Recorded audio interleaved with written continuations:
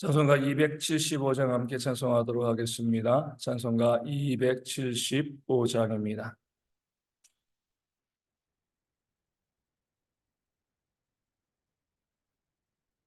찬송가 275장 날마다 주와 멀어져 함께 찬송하도록 하겠습니다. 날마다 주와 멀어져 그 크신 사랑 버리고 방탕한 길로 가다가 어머니 기도 못 잊어 나 집에 돌아갑니다. 어머니 기도 못 잊어 새 사람 되어 살려고 나 집에 돌아갑니다. 메마른 들과 험한 산 갈 바를 몰라 헤매며 영죽게 된 지경에서 어머니 기도 못 잊어 나 집에 돌아갑니다. 어머니 기도 못 잊어 새 사람 되어 살려고 나 집에 돌아갑니다. 내 죄를 담나 가신 주 새 소망 비춰주시니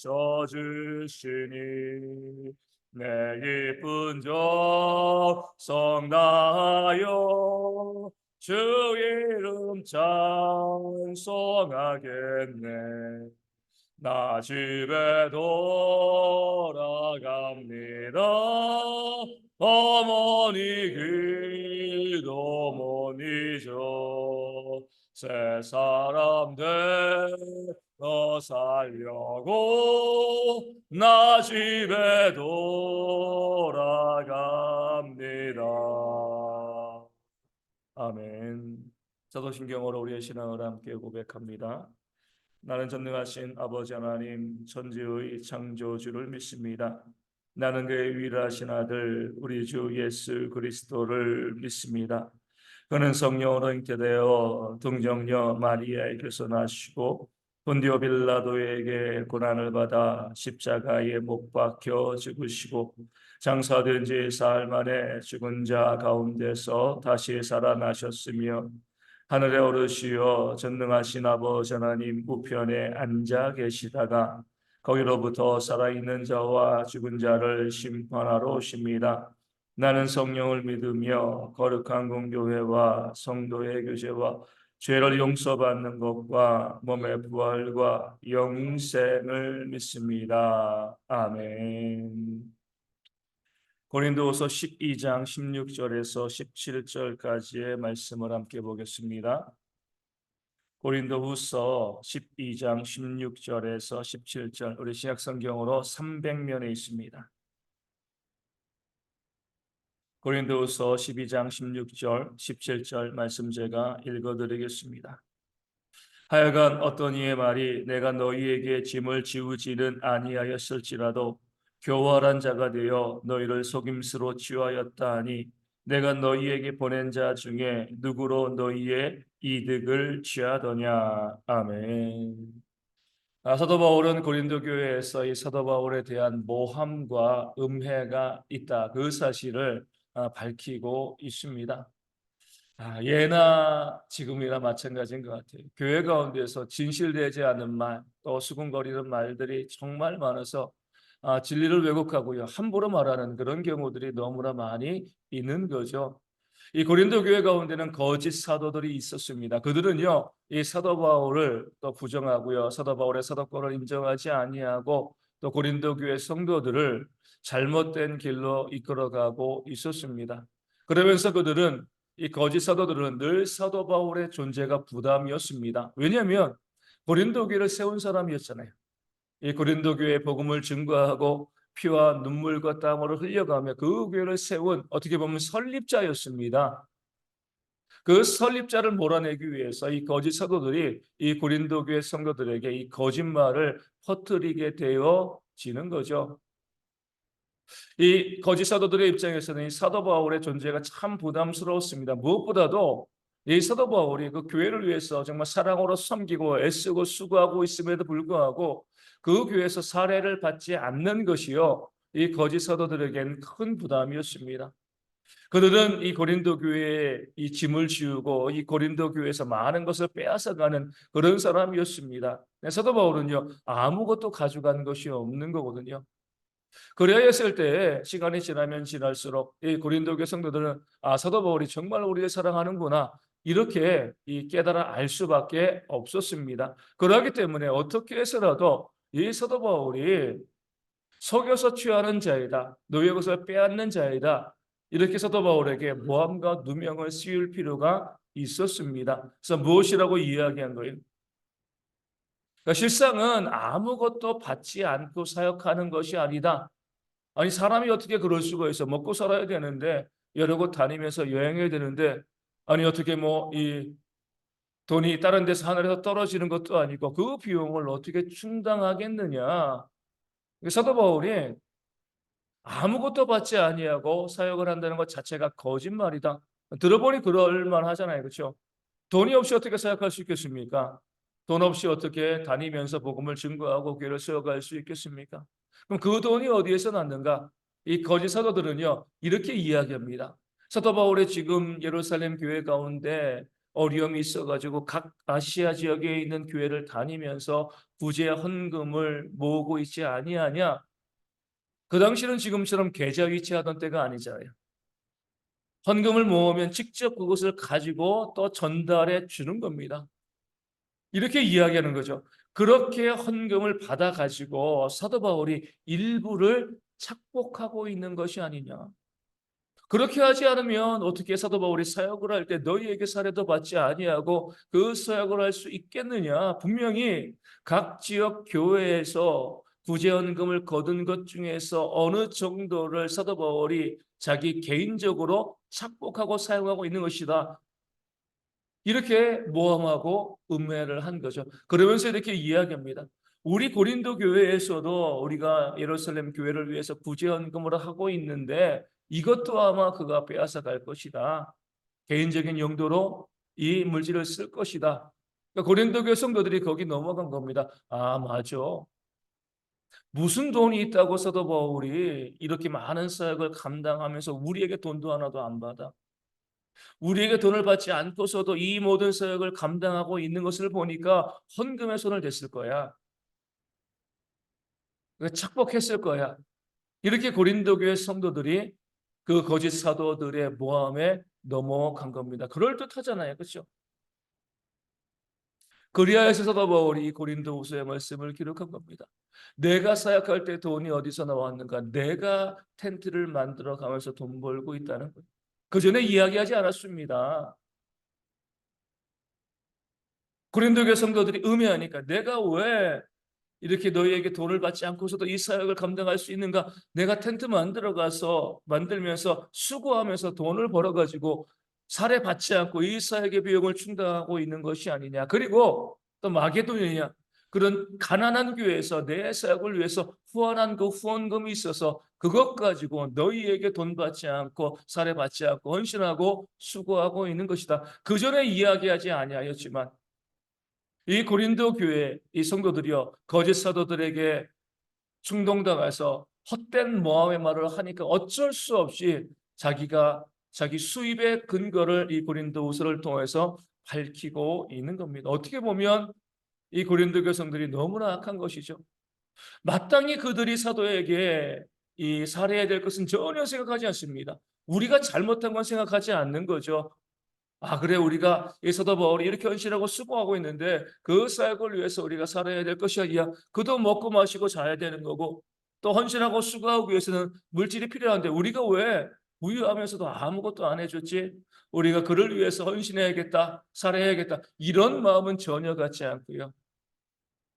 자기들이 잘못한 것들, 그 사도 바울의 사례, 그 사도 바울의 현실에 그들이 수고하지 않은 것들은 전혀 생각하지 아니하고 무슨 돈이 나가지고 이렇게 사역할 수 있어? 분명히 헌금해서 착복했을 거예요. 이런 모함하는 그런 말만 하는 그런 악한 모습을요 고린도 교회가 보여주고 있는 거죠. 그러기 때문에 그 사도 바울이 내가 이렇게 이 물질을 가지고 너희를 섬기고 있는 것이 아니냐 이렇게 이야기합니다. 그러면서 오늘 말씀 17절을 통해서 이렇게 이야기하죠. 내가 너희에게 보낸 자 중에 누구로 너희의 이득을 취하더냐 근거를 대라는. 왜냐하면 사도 바울은요 교회 헌금을 가지고 갈 때는요 예를 들어 마게도니아 교회에서 헌금이 얼마가 딱 모였다고 하면 그 헌금을 누구에게 맡겼어요? 그 마게도니아 교회에 믿을 만한 사람에게 헌금을 맡겼습니다. 같이 동행해서 예루살렘으로 가는 거죠. 자기가 그 헌금을 가지고 너희들은 나에게 맡겨 이렇게 하는 것이 아니라 그 교회에서 책임 있는 사람, 믿을 만한 사람들을 함께 동행하면서 함께 예루살렘으로 가서 그들로 전하게 했습니다. 사도 바울이 거기에다가 손을 댈 수가 없는 거죠. 그리고 얼마를 헌금했다라고 기록하고 또 가서 어때요? 또 예루살렘 교회에서 그것을 또 확인해 가지고 또 보고하는 겁니다. 내가 이렇게 하고 있는데 내가 너희에게서 보낸 자 중에서 내가 누구로 너희에게 물질을 달라고 한 적이 있느냐? 근거를 대라는 거예요. 아무런 근거도 없이 너희가 수고한 것을 생각하지 아니하고 사람들에게 충동당해서 아마 이랬을 거야, 아마 이랬을 것 같아 추정하면서 너희 멋대로 생각하고 모함하는 것이 옳으냐? 그러지 말라는 거죠. 무엇에 대해서 이야기하기 위해서는 반드시 증거가 있어야 됩니다.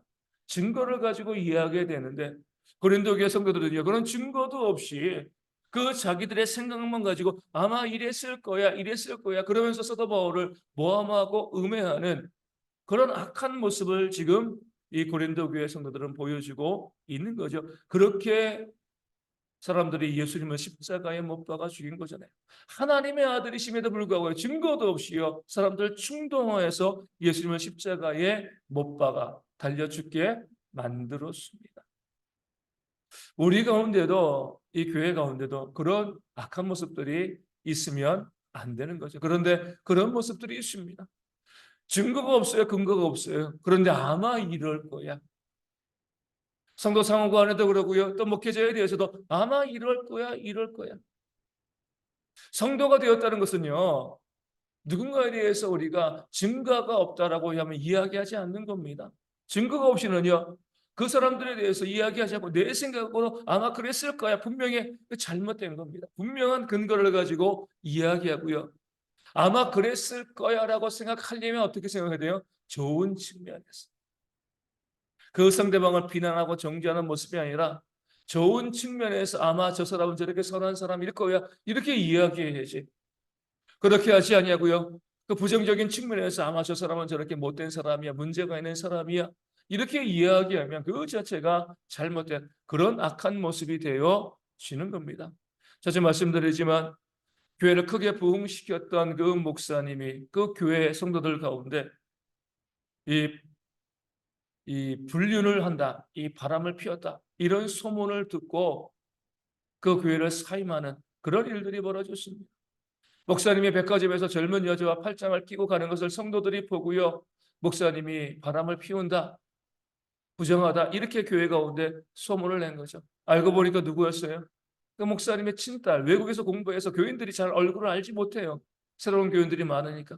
그 친딸이 한국에 와서 목사님 아빠 팔짱 끼고 백화점에 갔는데 성도들이 그것을 본 거죠.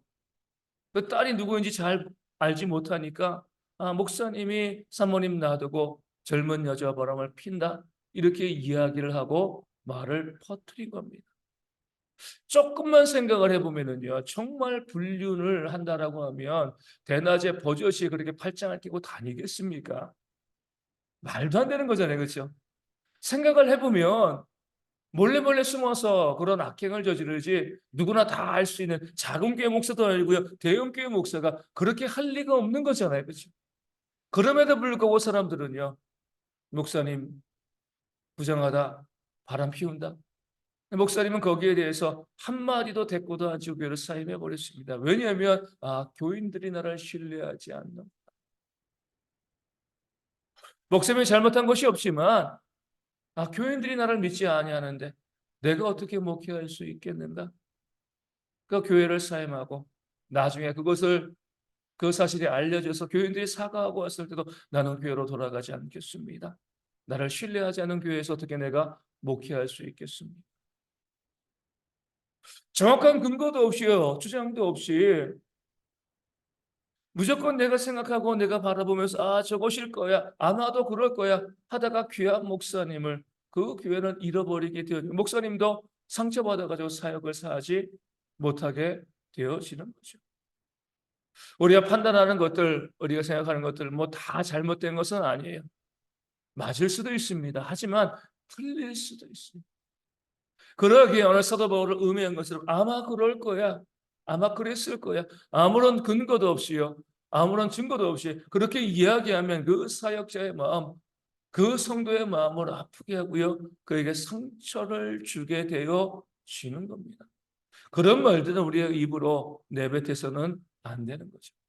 무엇인가 이야기하려고 하면 반드시 분명한 증거를 가지고 이야기하고요, 그렇지 아니하더라고 하면 그 상대방에 대해서 비난하고 정죄하고 모함하는 그런 말이 아니라 할 수만 있으면 뭐예요? 그를 위해서 좋은 말, 선한 말, 아름다운 그런 말들을 할 수 있는 그런 지혜가 우리 가운데 있어야 할 줄로 믿습니다. 그래서 교회 가운데서요, 서로를 향해서 비난하고 정죄하고 수군거리는 그런 모습 없이 남에 대해서 저 사람 저렇게 못됐어, 저렇게 문제야 이렇게 이야기하지 아니하고 오히려 그 사람을 위로하고 격려하고 그의 장점을 칭찬해 주고요, 말할 수 있는 그런 모습이 교회 가운데 있을 때에 교회가 하나님의 믿음 가운데 더욱더 부흥하게 되어지고요, 또 그렇게 하는 성도들의 삶에 하나님께서 은혜와 복을 더해 주실 줄로 믿습니다. 그런 교회가 되어질 수 있도록 사랑에 충만한 그런 교회로 온전히 수용받는 그런 모습이 있도록 이 아침에 함께 기도하여 주시고, 오늘 주일입니다. 우리 모든 성도들이 다 함께 와서 예배할 수 있는 주일 될 수 있도록 기도하여 주시고요, 모든 예배위원들을 위해서 말씀을 증거하는 자 우리 기도위원 또 헌금위원 있고요, 우리 찬양대에 있습니다. 또 안내 서시는 분들, 또 주방에서 수고하시고 애쓰는 모든 분들 가운데 하나님의 은혜가 충만하게 임할 수 있도록 헌신한 자를 통해서 예배하는 자들 가운데도 주의 은혜가 넘칠 수 있도록 기도하여 주시고, 매주 날마다 이 구원받는 자들이 더하는 이 대형교회가 되어질 수 있도록 이 주일과 교회 부흥을 위해서도 함께 기도하여 주시고, 우리 가운데 육신의 질병에 있는 분들, 삶의 문제 어려움이 있는 분들, 경제적인 어려움이 있는 분들도 하나님 은혜 가운데 회복되어질 수 있도록 기도하여 주시고요, 그리고 이 남은 추위 가운데 우리 어르신들과 어린아이들과 군에 있는 형제들 추위를 잘 이기고 건강할 수 있도록 기도하여 주시고, 우리 선교지 교회 위에서도 우리 작은 개척교회도 오늘 온전히 예배하며 부흥되어지는 그런 역사가 있도록 기도하여 주시고, 어제 또 연락드린 것처럼 우리 김진봉 목사님 그 딸이 하나님의 부르심을 받았습니다. 그래서 어제 오늘 내일 이렇게 장례가 진행되어지는데 이 사랑하는 딸을 먼저 보낸 그 부모의 마음이 어떠하겠습니까? 위로를 위해서 하나님의 은혜가 그 가정 가운데 위로가 충만히 넘칠 수 있도록 우리가 함께 이 아침에 기도하도록 하겠습니다. 주기도문 하시겠습니다. 하늘에 계신 우리 아버지, 아버지의 이름을 거룩하게 하시며 아버지의 나라가 오게 하시며 아버지의 뜻이 하늘에서와 같이 땅에서도 이루어지게 하소서. 오늘 우리에게 일용할 양식을 주시고 우리가 우리에게 잘못한 사람을 용서하여 준 것 같이 우리 죄를 용서하여 주시고 우리를 시험에 빠지지 않게 하시고 악에서 구하소서. 나라와 권능과 영광이 영원히 아버지의 것입니다.